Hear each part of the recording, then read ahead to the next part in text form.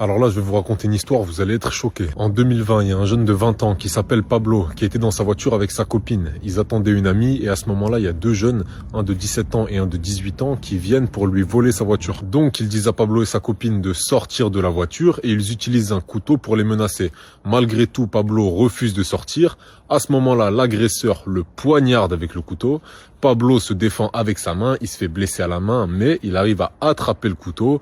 Et à ce moment-là, les rôles s'inversent parce que c'est maintenant lui qui a l'arme. Le garçon qui avait le couteau s'éloigne donc de Pablo, il fait le tour de la voiture et il s'attaque à la copine de Pablo et il lui vole les clés de la voiture. Pendant ce temps-là, le deuxième agresseur s'attaque à Pablo et Pablo finit par lui mettre plusieurs coups de couteau qui vont le tuer. Alors maintenant, donnez-moi votre avis sur cette histoire. Moi, je vous donne le mien. À mes yeux, Pablo est 100% innocent. Parce qu'à partir du moment où tu sors une arme, tu mets la vie d'une personne en jeu. Donc c'est normal que cette personne mette aussi ta propre vie en jeu, étant donné que c'est une manière pour elle de se défendre. Surtout si tu as décidé de l'agresser alors qu'elle ne t'avait rien fait, que tu t'en es pris à sa copine et que vous étiez à 2 contre 1. Donc ça, c'est mon avis et je pense qu'on est à peu près tous d'accord là-dessus. Maintenant, voici ce que la justice française a jugé il y a 2 jours. Pablo a été condamné à 12 ans de prison et l'agresseur qui a survécu a été condamné à 5 ans de prison, dont 3 ans avec sursis.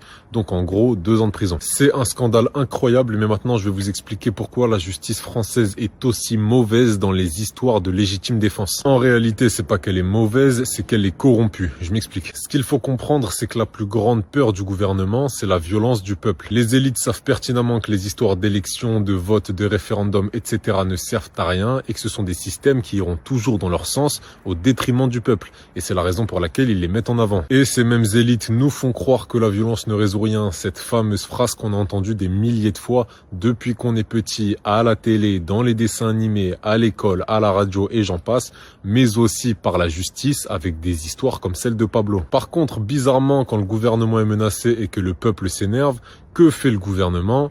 Il fait appel à la violence, à l'aide des CRS, de la police, de l'armée, etc. Donc c'est bizarre parce qu'on dirait que la violence ne résout rien dans notre cas. Par contre, quand c'est leur affaire, là la violence fonctionne et elle fonctionne parfaitement. Bref, évidemment, c'est une hypocrisie exceptionnelle et la violence est une solution. Ils nous font croire le contraire en sacrifiant une partie de la vie de certains jeunes comme Pablo à partir de la justice pour nous faire comprendre que jamais, jamais, jamais on ne doit utiliser la violence. C'est ce qu'on appelle un conditionnement. Et ça, c'est une manière pour eux de nous affaiblir et de renforcer leur pouvoir en s'assurant qu'on ne se révoltera jamais. Comme ça, s'il y a un problème, on passe par des moyens conventionnels comme la justice, la même qu'ils contrôlent complètement et qui est alors corrompue de A à Z. Et on a eu la preuve de l'efficacité de ce système avec les agriculteurs qui se sont agenouillés devant les CRS. Bref, la France, elle est complètement finie. Faites vos bagages et barrez-vous.